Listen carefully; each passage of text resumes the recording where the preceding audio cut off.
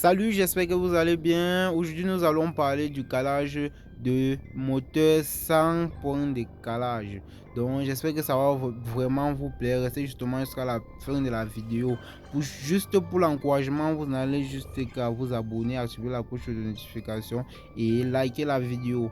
Nous allons donc aller pour que je vous montre comment vous allez pouvoir caler votre automobile sans point de calage si elle est effacée, parce qu'il arrive des fois que ça s'efface.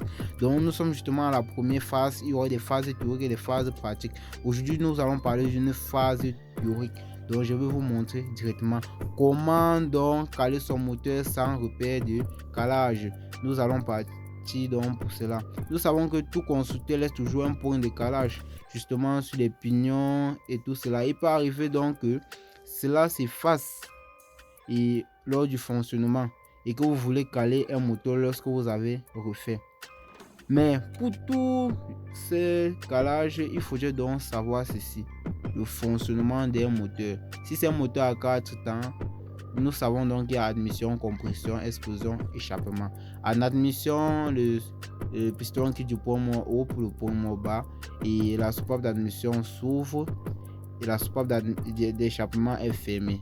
En compression, les deux soupapes sont fermées, échappement et admission. Et le piston qui est du poumon bas pour le poumon haut pour pouvoir comprimer le mélange air et essence, c'est-à-dire carburant. Cela va donc faire qu'il y ait une haute pression, c'est-à-dire une naissance de chaleur et une naissance d'énergie cinétique. Cela pourrait donc faciliter le mélange à exploser. Il y a une naissance d'étincelle à la phase explosion qui est le temps moteur, ce qui pousse le piston du poumon haut pour le poumon bas, et la phase échappement donc qui est le piston qui donne du poumon bas pour le poumon haut pour l'évacuation des gaz pour limiter donc la haute température.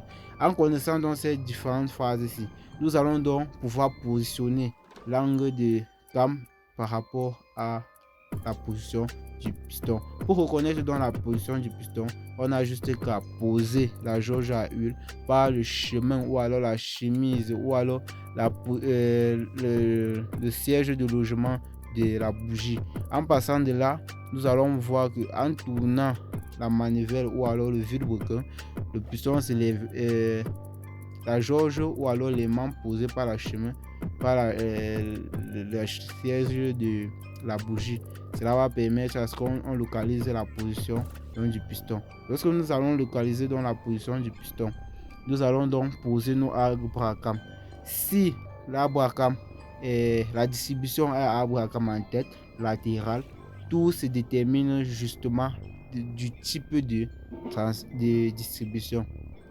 Maintenant, nous allons poser d'une façon que l'angle d'ouverture d'admission ne soit pas très loin de l'échappement en sens inverse. C'est-à-dire, il y aura un temps où l'admission et l'échappement, c'est-à-dire les soupapes, sont ouvertes. On appelle ça généralement le point de balance. Donc, le repère serait vraiment efficace.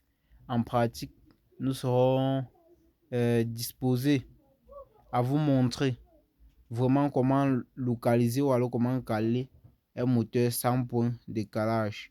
Il suffit justement de connaître juste le fonctionnement ou alors le cycle de fonctionnement d'un moteur. Ok, voilà donc tous les éléments d'un circuit et j'espère que cette vidéo vous a plu. Et si c'est vraiment le cas, vous n'avez justement qu'à vous abonner, activer la cloche de notification pour ne pas rater les diverses vidéos, car cela sera encore meilleur, car celle-ci n'a été que l'une de mes premières vidéos qui vous demande juste des encouragements. Au revoir, gardez-vous en santé, mangez des fruits et légumes. Aïe.